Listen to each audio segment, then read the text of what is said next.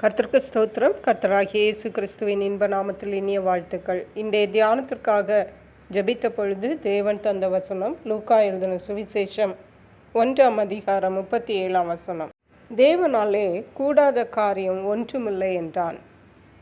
நம்முடைய கர்த்தராகிய இயேசு கிறிஸ்து சர்வ வல்லமை உள்ளவர்.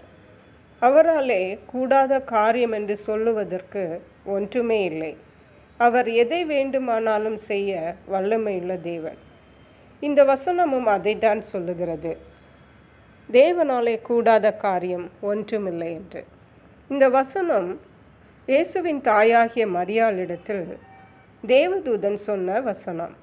இயேசுவின் தாயாகிய மரியாள் தன் திருமணத்திற்கு முன்பாக கன்னி பருவமாய் இருக்கும் பொழுது ஒரு நாள் ஒரு தேவதூதன் தோன்றி, நீ ஒரு குமாரனை பெறுவாய் என்று சொல்லி இயேசு என்று பெயரிடுவாயாக என்று சொன்ன பொழுது மரியாள், இது எப்படி ஆகும், நான் புருஷனை அறியேனே.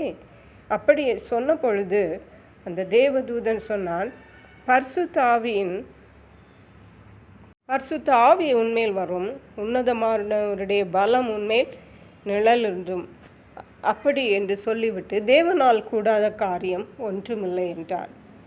ஆம், பிரியமான தேவனுடைய பிள்ளைகளை, ஒரு கன்னியின் வயிற்றிலே ஒரு குழந்தையை வைக்க தேவனால் கூடுமானால் நம்முடைய தேவைகளை சந்திப்பது அவருக்கு மிகவும் லகுவான காரியம்.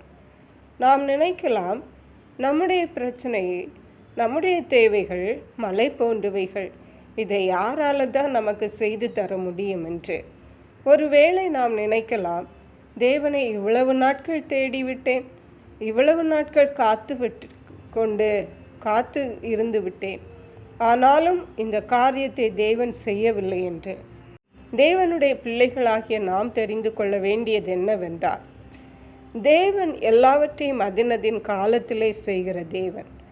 அந்த நேரம் வரும் வரைக்கும் தேவனுடைய பிள்ளைகளாகிய நாம் அதற்காக காத்திருக்க வேண்டும்.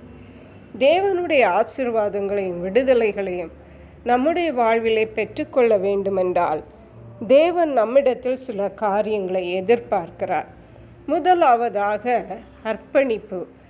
தேவன் நமக்கு ஏதாவது செய்ய வேண்டும் என்றால் நாம் தேவனுடைய சித்தத்துக்கு நம்மை அர்ப்பணித்து காணப்பட வேண்டும். இரண்டாவதாக, தேவனாலே நமக்கு அந்த காரியத்தை செய்து தர முடியும் என்ற விசுவாசம் நம்மிலே காணப்பட வேண்டும். நாம் கர்த்தரை விசுவாசிக்க வேண்டும். அவராலே செய்ய முடியும், அவர் நமக்கு செய்வார் என்ற விசுவாசத்தோடு காணப்பட வேண்டும். மூன்றாவதாக பொறுமை. தேவன் எல்லாவற்றையும் அதனதின் காலத்தில் செய்கிறவராக ஆனபடியால் நாம் அந்த காலம் வரைக்கும் பொறுமையாயிருக்க வேண்டியது அவசியமாயிருக்கிறது. கடைசியாக நாம் துதித்து கொண்டே காணப்பட வேண்டும். தேவனிடத்திலிருந்து ஆசீர்வாதங்களை எதிர்பார்த்து கொண்டிருக்கிற நாம், அவர் நமக்கு ஆசீர்வாதங்களையும் விடுதலைகளையும் தரும் வரைக்கும் நாம் அதற்காக தேவனை துதிக்கிறவர்களாக காணப்பட வேண்டும். ஆபிரகாமுடைய வாழ்க்கையிலே தேவன் குமாரனை தருவேன் என்று சொன்னாலும் அது உடனே நடந்து விடவில்லை.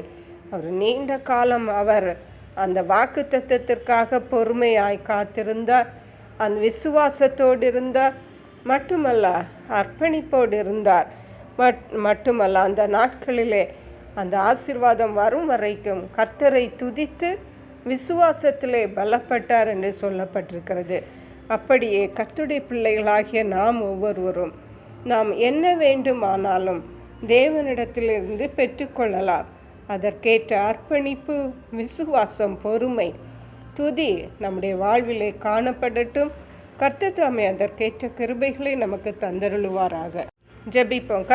எங்களை கிருபையை நேசித்து பாதுகாத்து வழி நடத்துகிற எங்கள் அன்பின் தகப்பனே, ஆசீர்வதிக்கப்பட்ட இந்த நல்ல நாளுக்காக நன்றி. இந்த நாளிலும் தேவனுடைய ஆசீர்வாதங்களை நாங்கள் பெற்றுக்கொள்ளும்படியான கிருபைகளை எங்களுக்கு தாருங்க.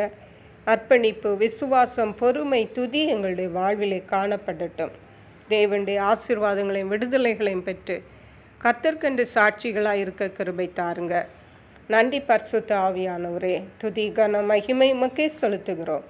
மீட்பரும் இரட்சகருமாகிய இயேசு கிறிஸ்துவின் இன்ப நாமத்தில் ஜெபிக்கிறோம் எங்கள் அன்புள்ள பரமபிதாவே. ஆமென். God bless you.